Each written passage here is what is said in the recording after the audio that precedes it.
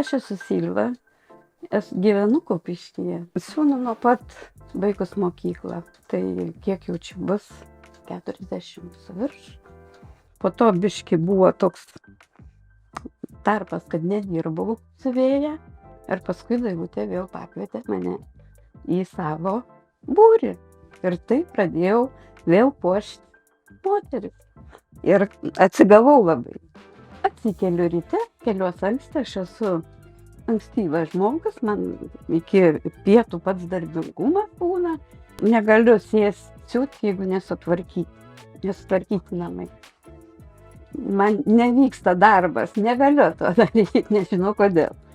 Tai kai susitvarkau, tada jau sėdu siūti. Ir tas procesas ir vyksta iki pietų darai, paskui pietus ir traukėlę, tai kai kada ir filmuką kokį norisi pažiūrėti.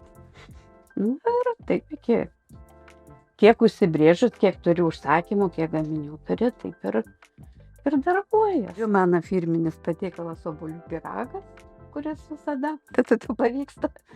Turiu anūkų nemažai, 7 ir 2 proanūkius turiu.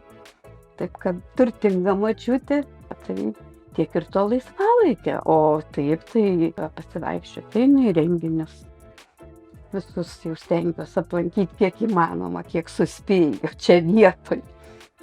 Laimė gyvenime būti visiems sveikiem, šeimoje sutarimą, supratimą, ryšį, kad būtų vaikai, kad turėtų tarpusavį ryšį.